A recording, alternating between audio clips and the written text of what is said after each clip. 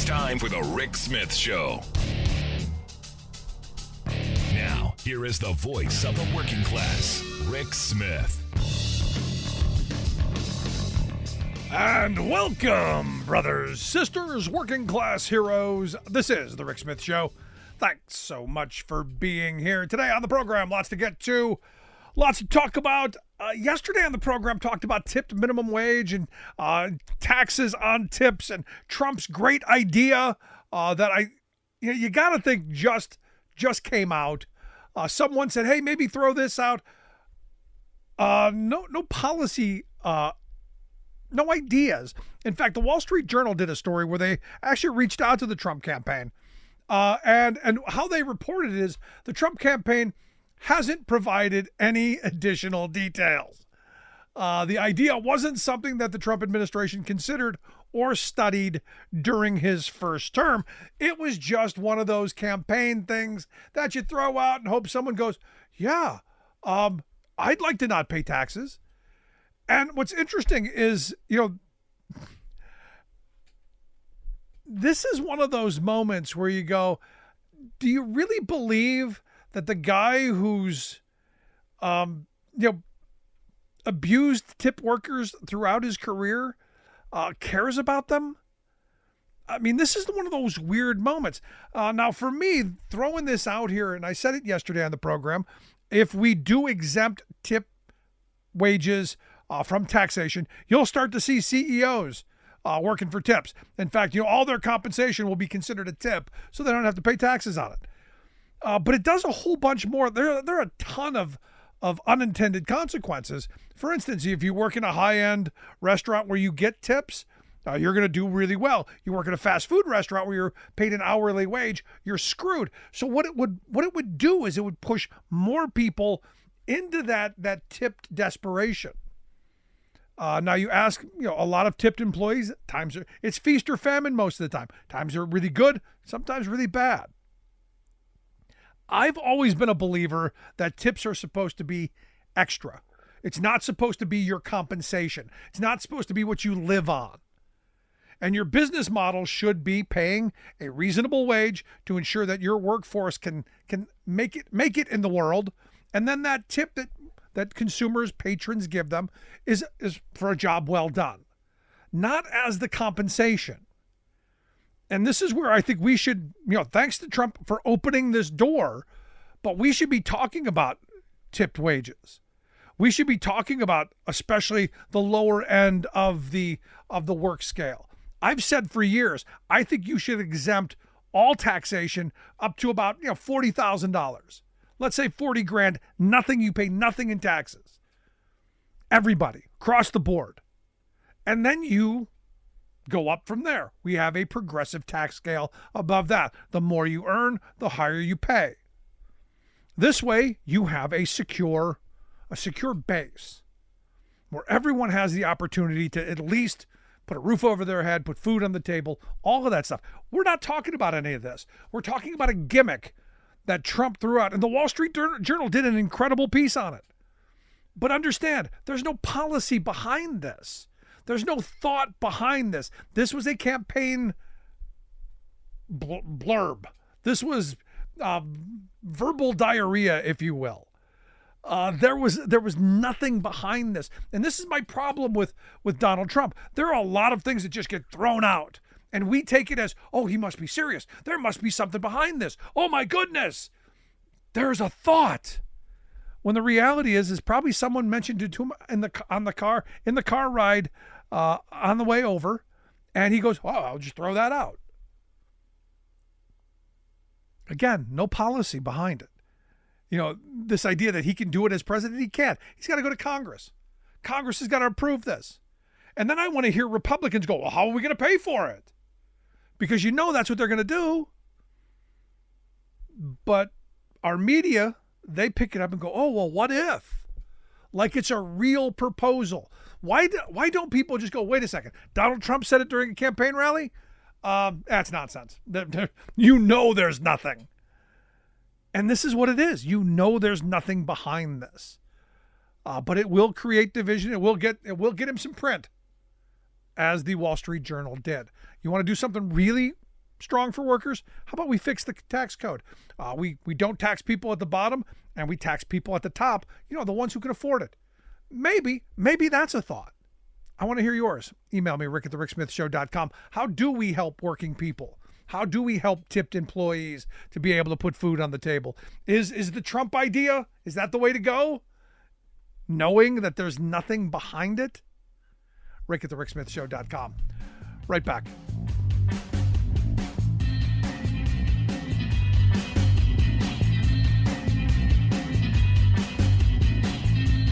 We are AFGE, the American Federation of Government Employees. We represent 700,000 federal and D.C. government workers who are the vital threads of the fabric of American life. We support our nation's military. We take care of our nation's veterans. We protect our nation's borders. We respond to our nation's crises and natural disasters. We provide services to our nation's seniors. The American Federation of Government Employees. We work for America. We are AFGE, the American Federation of Government Employees. We represent 700,000 federal and D.C. government workers who are the vital threads of the fabric of American life. We support our nation's military. We take care of our nation's veterans. We protect our nation's borders. We respond to our nation's crises and natural disasters. We provide services to our nation's seniors. The American Federation of Government Employees. We work for America.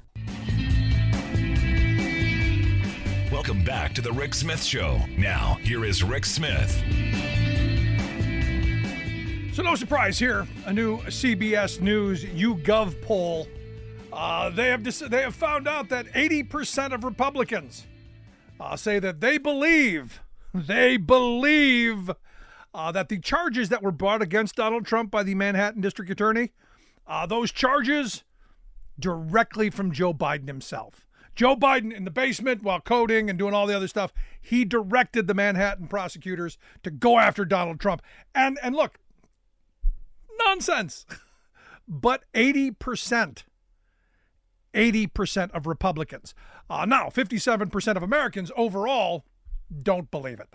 So again, there's this disconnect. Remember we talked about the other night about the alternative facts thing? First time I heard alternative facts, I laughed.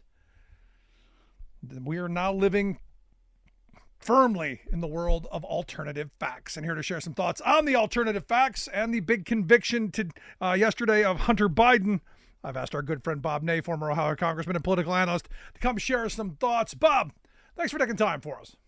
Thank you, Rick. Alternative facts and an alternative universe considering this election. Let me ask you about that. I mean, 80% of Republicans today, 80% of your former party believes that directly from Joe Biden these orders came. Well, I can understand that. Everybody always thinks that, a sitting president can order this and order that. So I can see where they would blame it. I don't believe it came from Biden, period. But I will say this. I think the prosecutor on his own didn't like Trump. And New York's always been at odds, and Trump's been at odds with New York. Yeah. So that doesn't surprise me. So the motivation of the prosecutor himself might be one thing. I don't think Biden ordered it at all. I just think the prosecutor decided, he was going to do it. Yeah, but again, to me, the number's still surprising that 80% of Republicans believe that it came. And I guess this is where you go, would they be in favor of Trump, saying to a state, you prosecute this person?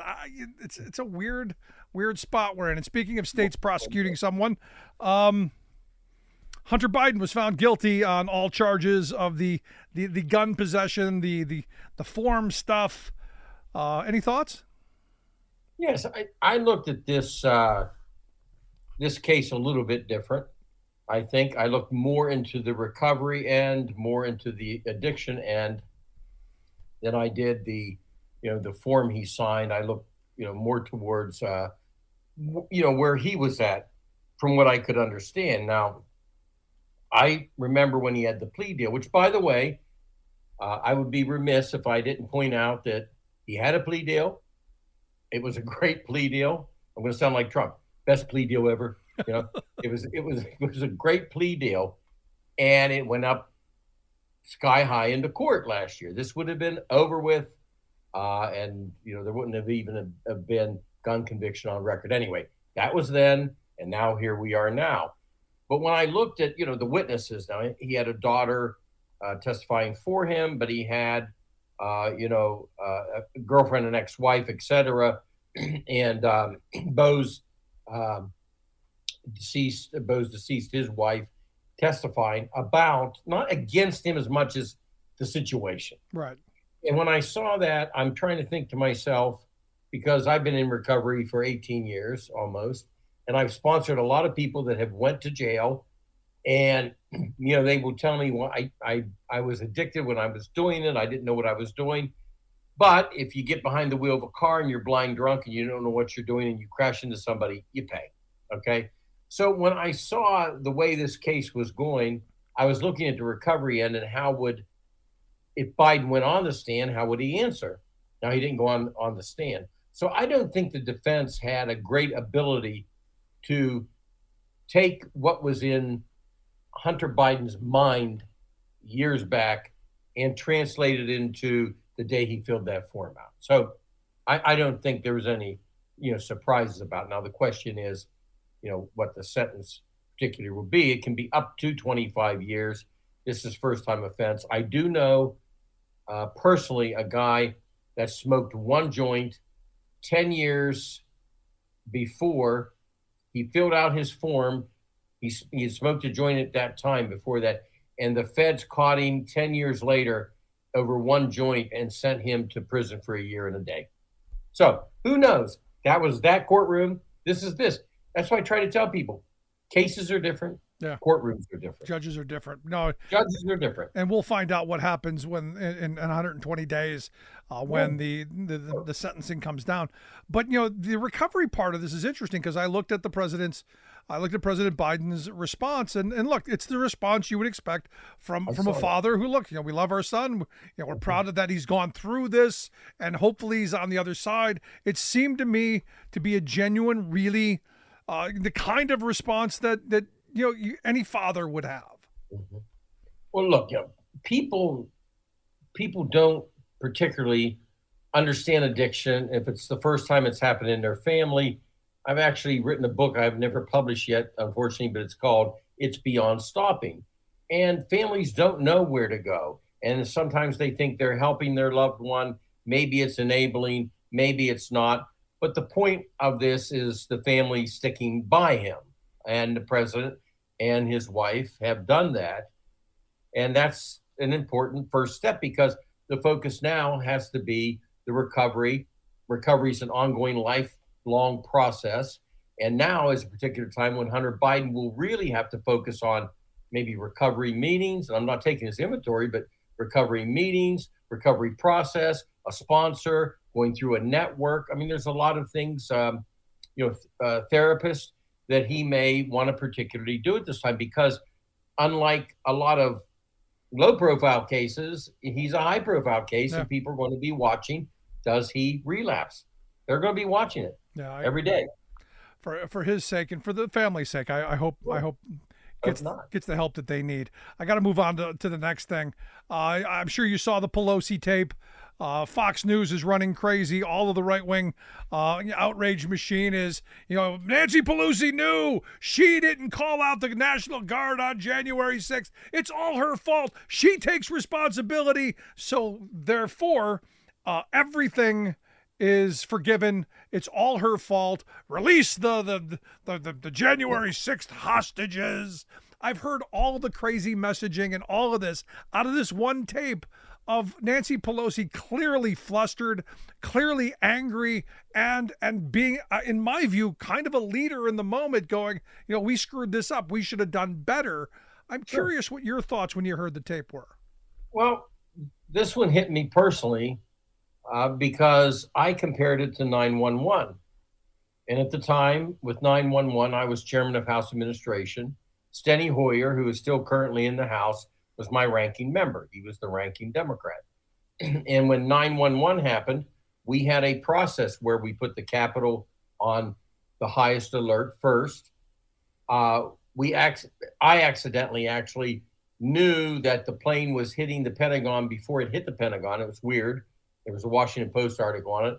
I had an employee, one of our lawyers, who happened to be out at the dentist, and he was stuck by the bridge, and he's on the cell phone saying, I think this plane is heading to the Pentagon. And his name was Hayes. So we were on the phone, and we were on the phone with Hoyer. We were linked at the hip with Hoyer's office, my office, because House Administration oversees the Capitol. Me for the Speaker at the time, Hastert, and Steny Hoyer for Nancy Pelosi, the Minority Leader. And I bring this all up because this is how it works. You don't call with 911 when the planes were flying into buildings. Well, let's have a meeting of the police board, which I've heard that said. The police board would meet, and of course they, the Sergeant of Arms of the House and Senate resigned, but there's a different process how you do it. Now, here's what I suspect, and I've never have seen this looked into, but I suspect that McCarthy, as at the time as Speaker, and Pelosi's representatives and House administration didn't have that bond. I'm going to guess this one, but I've never read anything that they did. If they did, they would have pre-planned. Let me give you a couple of more examples, Rick. When Hosni Mubarak was alive, the president of Egypt, anytime he would visit the Capitol, believe it or not, that was one of our highest security risks, Hosni Mubarak. One of the other highest security risks is the Dalai Lama. So whenever they would visit the Capitol, we would pre-plan all types of different, situations. And we did that with Democrats and Republicans and for all high level. So somewhere along the line, when the intel was coming in, House Administration Committee, I would assume the Democrats and Republicans at the leadership level would have started to say, should we have this option? Should we have that option? Now, I think what happened with Nancy Pelosi is pure emotion. When I saw the Capitol raided that day, it struck me. When 911 occurred, I was angry, as Hoyer was, at people trying to bring a plane into the Capitol to kill. We have 10,000 staff there to kill staff people. You have an emotion and a link to the Capitol where you're not human. And I think what happened with Nancy Pelosi was a total frustration, a breach of the Capitol that we have not seen since the British invaded the Capitol. And she's in the car saying, I take the responsibility. Well, technically, Nancy Pelosi and Speaker McCarthy's, their surrogates and the people that plan these things, would be also responsible. But when it came to the guard, it was a heated, emotional moment. She can't call out the guard. They can ask the president. D.C. is different than Ohio or Pennsylvania or any other state. They would have to ask the president, which we know eventually happened, and he reacts to the Secretary of Defense, who calls out the guard. Right. But even in Ohio, can the Speaker of your House, can they call out the National Guard, or does that have to come from the governor? Governor. Yeah. So this, again, when I keep hearing my red hat friends going on about how, Nancy Pelosi should have had the National Guard there, that's not her job. And to the point that you were making, I always thought that's how it worked, that you in a bipartisan way, you have a committee, you work this stuff out. For me, this just shows just how dysfunctional that operation is. And maybe that's why we're not hearing about it, is because nobody wants to admit just how bad things are in Congress. Well, yes, because when I saw the breach at the Capitol, and when I saw a statement made that, the Capitol Hill Police Board didn't make this call or that call. Capitol Hill Police Board has the Sergeant of Arms of the House, Sergeant of Arms of the Senate, and a couple members on it that aren't even on House Administration Committee, which oversees the Capitol. So when I saw that, I thought, no. The Capitol Hill Police Board doesn't have a meeting, and even in pre-planning for up to January the 6th, even in the pre-planning, Capitol Hill Police Board wouldn't do anything. It would be the representative for the Speaker, representative for Minority Leader, House Administration Committee, and members, and the Sergeant of Arms of the two chambers. Now, somewhere along the line, I have a feeling probably Democrats and Republicans didn't communicate with each other to set up this entire process as they should. That's what I'm guessing happened because of the terrible attitude up on Capitol Hill and the partisanship. I'm assuming that's what happened. But I think Pelosi's reaction is an emotional reaction. And we all have it. Yeah. The day we had 911, Rick, I can't tell you after that how many flaws we had. You had Speaker Hastert and Speaker Pelosi met, and they said to Hoyer and I, set up a committee, keep it small, you all do what you need to do. And I'll give you another example of National Guard that day on Capitol Hill, where there would have probably have been resistance anyway in the beginning. And that is the fact that when we had 911 and anthrax, we put automatic weapons into the hands of Capitol Hill police officers on the steps of the Capitol. Because if somebody runs up with an automatic weapon and you've got a 6-shooter, what are you going to do? Yeah. I had some members, Rick, both sides of the aisle come up and say, "We got a bad image, Bob. We gotta take them away." And I'm like, no, we're not. We're going to have this to protect the people in the building. Right. So I have a feeling there was also a perception of calling the Guard in early might have looked, a bit aggressive. And then I come back to, why aren't we hearing this from our corporate-controlled media? Why does Fox News get to run this kind of a story and make this sound like some great conspiracy that Pelosi and the Democrats wanted this to happen and pushed for this? It's frustrating and it's angering when I hear you explain how things are supposed to work, and then I know it's not happening. I got to tell you, it's frustrating. Finally, I want to get your thoughts on. I'm sure you saw the Alito tapes. Yes. More tapes coming out in this day and age. Just it's that old thing that every microphone you sit behind, make sure think that it's a hot mic. I guess in this day and age, anybody you're talking to, think of that as a hot mic, because Alito did. He spoke candidly about what he saw as the ideological battle on the right and the left. On the court, and this idea of fundamental differences that they can't be compromised and all this. Any thoughts on Alito's comments? Well, if you're a councilman, by the way, in the local community, and you go down to get a donut in the morning and somebody says hi to you, assume you're being taped. Yeah. Okay? It's America now. And I looked at Alito and I looked at Roberts, Chief Justice Roberts, and his response to basically the same type of thinking. And it was planets apart. Alito looked like, and this is my real criticism of him, looked like he may have wanted to answer the way he did or may not have. He sort of didn't have the guts to just say, wait a minute, here's our role. I disagree with you. He said, yeah, I agree with you about having God in our country.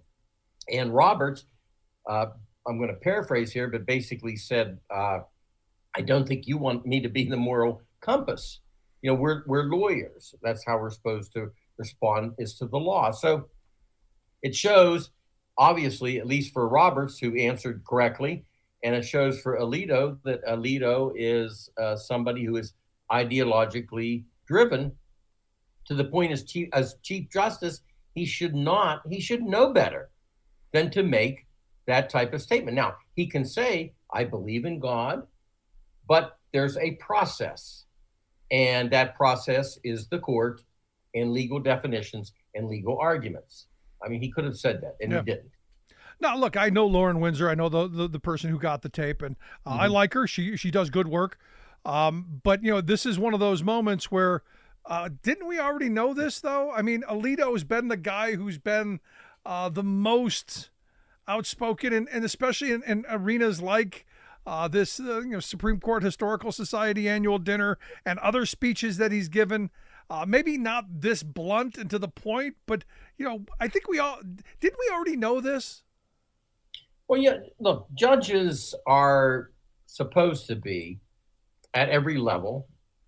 They're not supposed to be hermits, but they are always supposed to be at a caution level of blending their personal feelings and opinions into the courtroom, or giving even the perception. Yeah. If he says, yes, I agree, we need more God in the country. That's a personal view, but stating it makes one at least think, is he going to bring that into his decisions? He states it out. He has no fear to state it. Yeah. And somewhere in the judicial process, judges need to, have a certain amount of non-political or non-ideological thinking. They may have it, but it's sort of like, keep it to yourself. Yeah, know? and maybe don't fly the flag out in front of your house. Maybe don't, maybe don't feed into that political partisanship just because it looks bad for the court. Well, and also, the flag thing, and I can judge myself this way, but it's really a lack of control. You get mad at your neighbor, and she's the spouse of a Supreme Court justice. I'm going to get him. I'm going to fly the flag, and there's nothing he can do about it. It's just sort of ideology gone rampant. How would you like to live next door to that nightmare?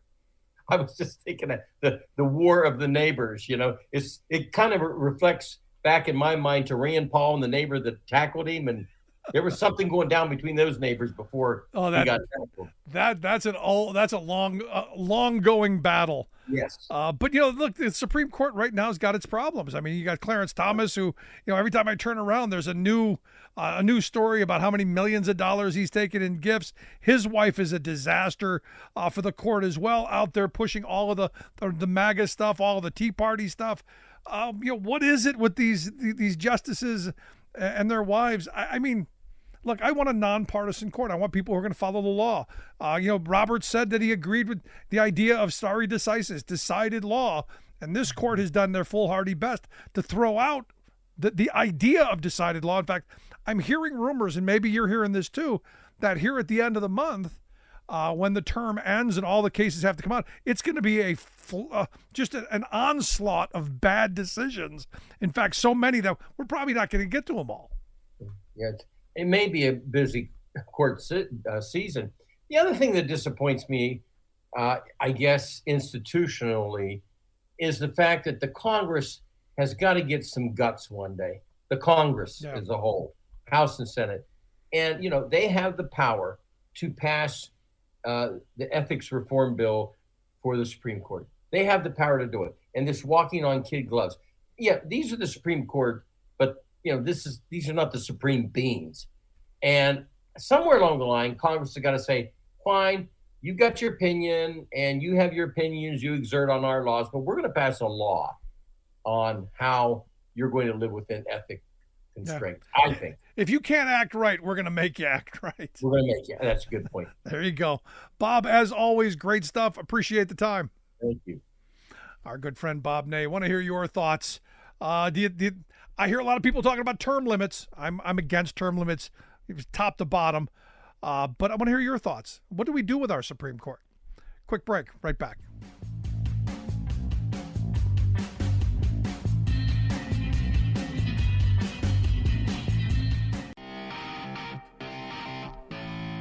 Welcome back to the Rick Smith Show. Now, here is Rick Smith. So I am going to fill up your summer reading list really quickly. On Monday, we talked about the wolves of K Street, all of the moneyed interests that have gone into taking over our democracy and our government. The best democracy money can buy. One end of the political spectrum. The other, labor history. One of the things that I'm extremely passionate about. Anyone who listens to the program has heard our labor history in two. No, it's something that we push. But I came across this book, Shift Happens, the history of labor in the United States. And I said, this is somebody we got to come and talk to. That's why I've asked J. Albert Mann to come talk with us. She's a disability activist and award-winning author for young people. And Shift Happens, well, it just happens to be for young people. And look, me too. J. Albert, thanks for taking time for us. Thanks so much for having me, Rick. So let's start with this. Shift Happens. Great title. What made you come up with it? Well, when you're writing for young people, you really want to capture them. And of course, being a little bit of fun, that's always going to capture people's attention. Now, this is the history of labor in this country from, Christopher Columbus until just the other day, isn't it? So I start with Christopher Columbus when he hits the shores of the Bahamas. And I take us all the way up through the stand-up campaign of the United Auto Workers in 2023. So it's a pretty comprehensive history. The one thing two things I was doing was I was giving American history in context And I did it through the point of view of working people. So how working people have lived in this country since before it was this country. What made you write this? I mean, look, I'm a labor guy. It's my passion. It's something that I've tried to help promote. What made you you jump in the middle of this? I mean, first it was something that I would like to have read myself, and I was kind of out there looking for. I'm an armchair labor historian, and I was always looking for kind of the base level. So if people were like, hey, what is the history of the working class? And I really wanted it in, contextualized inside of history. I didn't want it in these like spots of just here's these big labor moments in isolation away from the actual history that people are living every single day. So that's, I think, the first reason I wrote it. And the second is I write historical fiction, and although my books are about different events, the Revolutionary War, eugenics, women's health care, they all have a similar theme of equity. And of course, equity is just something that's really important to me. And the inequity that's going on in our country is so upsetting. And so it was the second reason I really wanted young people and any working person who's interested in their own history should read this book. It's a pretty fantastic history. No, for me, everything comes from the labor that you endeavor in. We work so that we're able to live, and the history of that work, I think, is really important, especially the abuses of the past, so that maybe we learn from the past and maybe don't have to repeat it in the future. Absolutely, and in the book, I do mention that. Yes, we hear that saying a lot. If you don't know history, you're doomed to repeat it. But I say in the book that oftentimes the people in power absolutely know history, and they're repeating it absolutely on purpose. And so as working class people, we have to know our own history so we can stop that, Yes. No, you're spot on. And, they use it as a playbook. We should be using it as something to maybe not do again. And what I love about this, and look, it's become my favorite bathroom book, and I know it shouldn't be, but it's short chapters, real quick reads, and right to the point. Not a lot of extra verbiage, not a lot of flowery filler language. It's straight to the point, and that's what I like about it. That direct, right to the point, quick, get me in, get me out, get me what I need to know. And I would say that, I write for young people, and that's how young people would like it. But it's also how I like things too, especially when I'm taking on a subject that I'm not wholly familiar with. You want an overview, and then later, of course, I have a hefty bibliography of all the different sources that I've pulled from. Many of them scholars, labor scholars, but also many of them fantastic journalists doing great work. And you could use that bibliography not only to learn about the past, but also to follow, as we head into the future. Those journalists are out there working, and a lot of them are working for, they're not working for the Post or the New York Times. They're working for like the Real News and other news sources that working people should also know about. Yeah, I do plan on stealing some of your bibliography, just so you know, because, look, we do labor history too, and it's one of the things, it's well researched, it's well noted, it's something that it's going to give me some direction, and I'm going to throw that out as a compliment. I hope you take it that way. Oh, absolutely, Rick. Absolutely. I mean, it would be thrilling to be stolen from. I would be thrilled. I mean, for me, of course, like I wrote this book, I find it extremely important that working people know our history. I think it's the only way that we're going to change things. We're the most powerful group on the face of the earth, and we've been being pulled apart through what I call the pyramid of oppression in the book, where we're stamped as women, Black folks, white folks, disabled folks.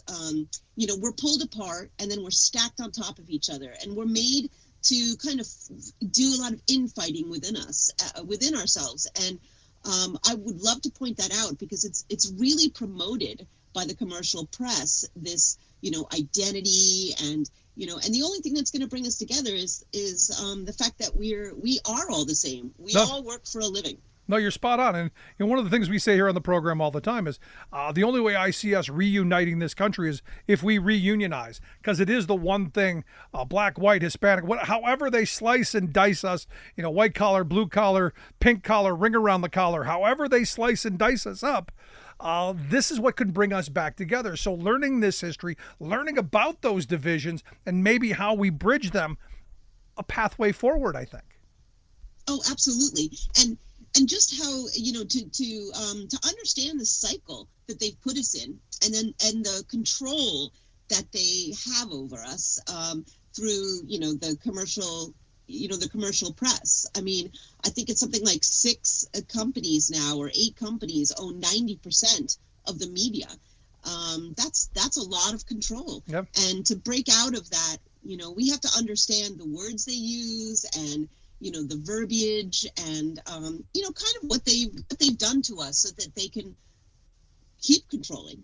Well, I mean, the reality is, some of the things we've been talking about here, I don't know if you've noticed, I look at Iowa, I look at a lot of red states right now, they're undoing child labor protections. They're going after child labor laws because we want those kids back in the workplace, get those kids back in the mines and the mills and the meat packing plants, because they got small hands. They can do intricate work. And again, and they're cheap. They're cheap. Of course, they're cheap and exploitable, and they're not going to ask too many questions. And this is where learning our history, maybe we go, let's not do that because it's bad for children. Absolutely. And then they sell it by saying, I mean, right now unemployment is really low. So, of course, we're going to have a little more power as working people. And so how to diffuse that power is to bring in more workers. And at this, there's 2 ways to do that. Send labor abroad someplace else, or start, bringing in kids. So 16-year-olds, 15-year-olds into, longer hours, more dangerous jobs. And then they sell it that they're going to learn, what values? They're learning in school. Leave them in school for 2 more years. Yeah. They can do a lot of learning there. And then they can, guess what? Be out in the workforce with the rest of us for the rest of their lives. So I really do think leaving them alone for 2 years is not such a big deal. But of course, it is when you have a lot of cheap labor out there to take advantage of. Or 4 years, because you look at some of the stuff in Iowa, they're letting 14-year-olds drive to work. So that's a problem. The book, Shift Happens, The History of Labor in the United States by J. Albert Mann. We'll get links out on social media how you can pick this up. Highly, highly suggested for your summer reading list. Anything in here that, as an amateur historian, as you said, anything that you researched that you went, wow, that's shocking? Anything that jumped out at you? Maybe a little teaser in there for people, a nugget for people to find? I mean, gosh, I think there's so much shocking things in there that it's so numerous. But I think the thing that gets me about labor history the most is really just how dangerous it is to work for a living, how dangerous it's been in the past to work for a living. And if we don't keep on it, if we don't, stop the cycle, that it could be that dangerous again. And so I think that's the most shocking thing. In 1904 in New York City alone, 27,000 workers died on the job. So 27,000 workers. And I know that maybe kids or someone sitting at home would say, oh, well, that was 1904. Well, if we don't stop things like what you're talking about with child labor, that number right now is actually increasing. So from 2010 until now, more workers have been dying on the job than previously. So, I find that interesting. We need to come home at night to our families. We need to come home at night. Ultimately that, and but beyond, just being safe, being rewarded for your work, having dignity in the workplace, having some type of value to yourself, I think all important as well, because I believe there's dignity in work. And it should be respected. And sadly, I think we're in an era right now where that dignity and respect has been abused. Absolutely. I cleaned bathrooms at McDonald's for 5 years, and I heard some CEO the other day, well, how much do they want for cleaning a bathroom? And I just think they should be the highest paid. A clean bathroom is not only healthy, but it's a joy. It doesn't matter what job you do. You're absolutely right, Rick.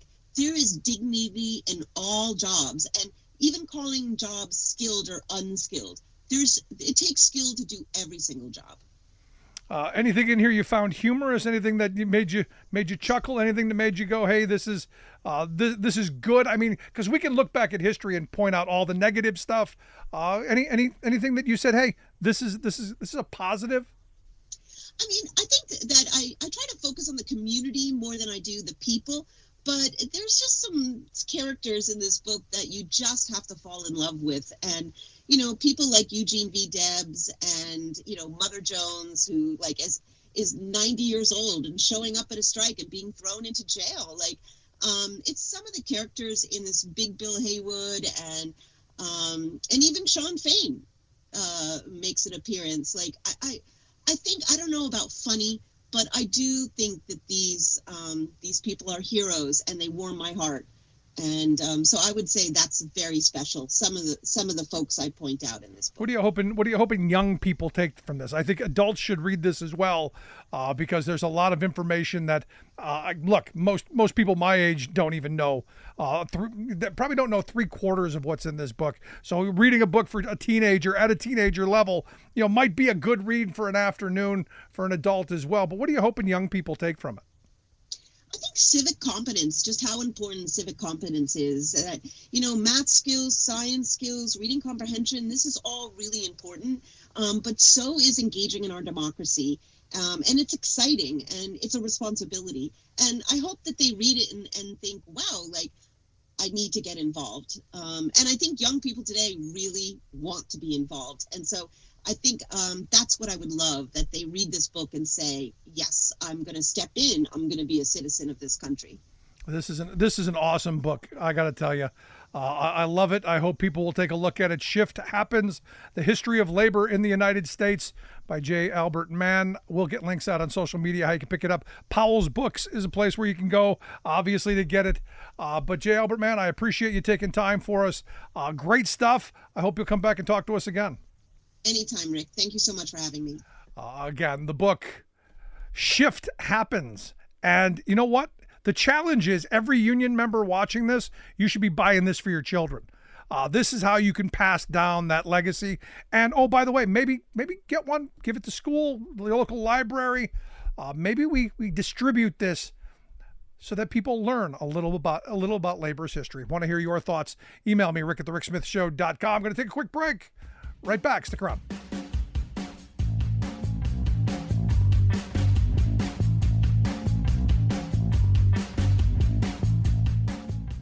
I'm Rick Smith, and this is Labor History in 2. On this day in labor history, the year was 1904. That was the day that 18,000 workers in Chicago's stockyards went out on strike. Work in the stockyards was often brutal and dangerous. Thousands of workers toiled in the yards, many of them immigrants from Eastern Europe. They worked butchering and processing the hogs and cattle raised in the American West into meat for distribution by rail to consumers across the country. The industry gave Chicago the nickname Hog Butcher for the World. In 1904, the Amalgamated Meat Cutters Union organized a strike. The main demand was increased wages. The meatpacking companies were able to get scabs to cross the picket lines and act as strikebreakers. Most were African Americans and European immigrants. Many of these workers had not been organized by the union, which was dominated by the skilled German and Irish packing house workers. Novelist Upton Sinclair visited the stockyards during the strike to research conditions faced by the workers. In his famous novel, The Jungle, Sinclair gave a fictionalized account that captured the devastating impact of the scabs on the strike. He wrote, quote, "Such were the stockyards during the strike, while the unions watched in sullen despair, and the country clamored like a greedy child for its food, and the packers went grimly on their way. Each day they added new workers, and could be more stern with the old ones, could put them on piecework, and dismiss them if they did not keep pace." It was not until the 1930s when the stockyard unions took seriously the task of organizing across race, ethnic, and skill lines that they finally won a contract and gained the rights of union recognition. Labor History in 2 brought to you by the Illinois Labor History Society and The Rick Smith Show. For more information, go to laborhistoryin2.com, like us on Facebook, and follow us on the Twitters at Labor History in 2. You're listening to The Rick Smith Show, where working people come to talk. So the book Shift Happens, the history of labor in the United States. Make sure you find this book. Give it to a young person, maybe read it yourself. Highly suggest on the summer reading list. I'm enjoying it very much.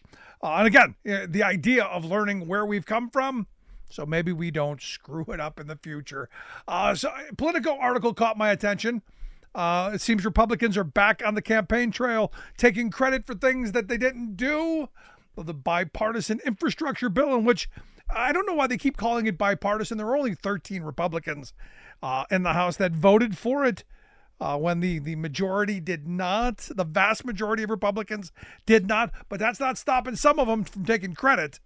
And you look at the person who is the representative in Iowa's first congressional district, Marionette Miller Meeks, who her district, huge money going there, something like $298 million already of the $470 million that are going to that district.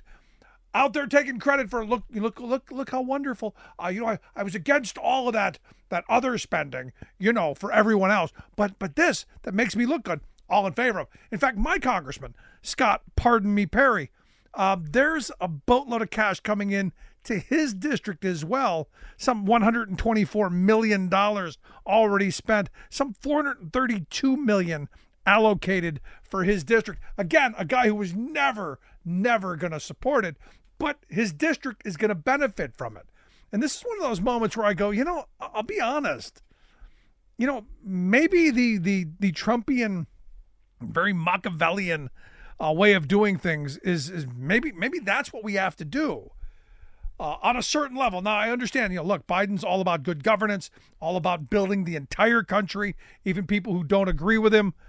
And look, Scott Perry, most certainly not one of those people. So again, I think you got to keep pointing out the fact that people like Nancy Mace, who's getting a boatload of money into her first congressional district in South Carolina, maybe you keep pointing out that you voted against it. And all of the Republicans, except for those 13, who are mostly gone now because they were just wiped out by the Republicans. How could you be a traitor and side with them for the good of the country? How dare you? Quite remarkable. I saw an interesting story over at Bloomberg. I wanted to talk a bit about. Evidently, IKEA was having a hard time keeping employees. We've heard for a while that, people who aren't happy in their jobs are leaving, finding other jobs.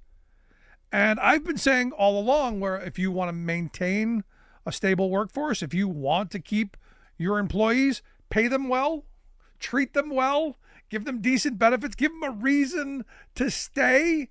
Well, evidently, the Swedish corporation, IKEA, who was losing a bunch of people, and it was costing them like $5,000 per employee to replace them. Evidently, they thought, hey, maybe what we should do, what Rick says, pay them better, treat them better, give them better opportunities, subsidize their child care, give them more flexible work schedules, do some things to make them, happier. Because happy employees tend to want to stay. Employees that don't worry about where their kids are going to be at tend to want to stay. People who can put food on the table tend to want to stay. People who have decent health care and decent retirement security, the opportunity that if they work hard, they play by the rules, they get ahead, they tend to stay. I know, it's remarkable. Who would have thought, that it would work? I've been saying this, hey, maybe try this.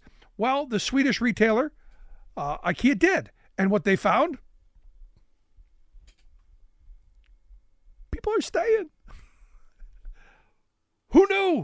Who knew that people who were paid well, treated well, and valued would actually want to stay. Wow. Quite remarkable.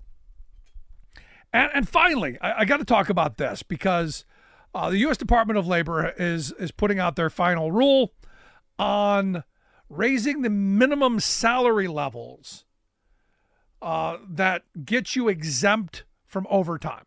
On the Fair Labor Standards Act, there's a white-collar exemption, and that says, look, if you make a certain amount per week, per year, you're exempt from overtime. So if you work 10 hours or 100 hours, you get paid the same salary. During the Obama years, it hadn't been raised in a while. They raised it from the $23,660. Yeah, $23,660. They wanted to raise it up to $47,000. A little over. There's $47,500, I believe it was. And immediately the lawsuits came fast and furious, stopped it until the Trump administration came in. And they crushed that and said, well, we got to do something because it'll make us look like ogres and it'll make us look bad. So they raised it from $23,660 up to $35,000. And to be honest, that left millions of people without protections and without overtime. And so Biden came in, the Department of Labor said, hey, we're going to look into this. We're going to make new standards. And they have come up with a new threshold. And as of July 1st of this year, that new threshold will rise from $35,005, some change. I think it's $684 a week, up to $844 a week, or $43,888 a year. In 2025, on July 1st, that number will jump even higher, up to $1,128 a week, or $58,656. For the simplified exemption, for the high earners, for the big wigs, that on July 1st of this year will increase from $107,000 up to a little over almost $133,000. And then next year on July 1st, up to $151,000. So for the upper folks, that threshold's much higher. But for your local fast food restaurant manager, for your local retail manager, for people who have been given a nice cute little tag, says assistant manager or manager on it, you're now going to get some overtime protection, or you're going to make a decent amount of money. And I've been talking about this since, before the Obama folks came out and said, hey, we should raise this, because we should have been raising this decades ago. In fact, it should have kept up with inflation from the 70s forward, when reality is, in order to get to this threshold, you were making decent money. You were making good money for the time. $23,660, back in the 70s and 80s was a good living. And it, thanks to Reagan, thanks to the Republicans who have stopped all this, it stagnated. So now Biden's trying to kick this up. Now, here's the thing: you don't have to pay your workers, $1,128 a week. You don't have to pay them the $43,888. You don't have to pay that, but you do have to pay them overtime after 40 hours. So you don't get to cheat working people out of hours of their lives, and this is a good thing. So how do Republicans respond? Well, we know corporate America, a slew of lawsuits. But how do Republicans respond? Well, last week the Republicans filed a resolution of disapproval under the Congressional Review Act. This could nullify this. Representative Tim Walberg, Republican of Michigan, and 40 other Republicans joined together, co-sponsored the resolution last week on Friday. No Democrats have signed on to it. In the Senate, you got Mike Braun, the Republican from Indiana, leading the way there. Now, is it gonna happen? Probably not, because Biden would have to sign off of it. I doubt he's going to veto something that he's in favor of. But it goes to show the messaging, because this is a messaging vote.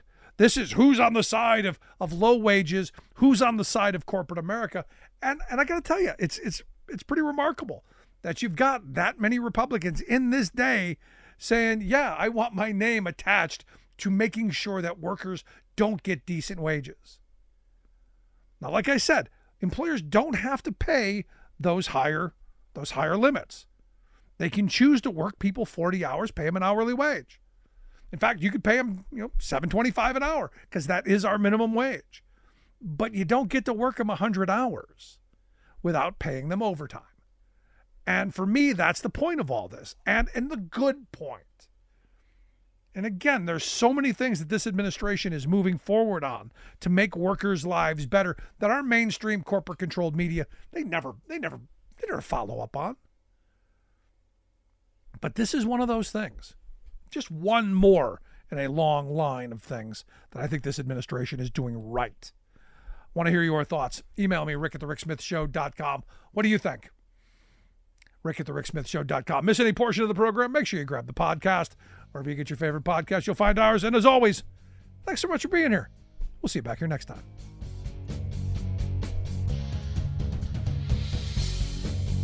You've been listening to The Rick Smith Show. Email Rick at rick@thericksmithshow.com. Until next time, this has been The Rick Smith Show, where working people come to talk.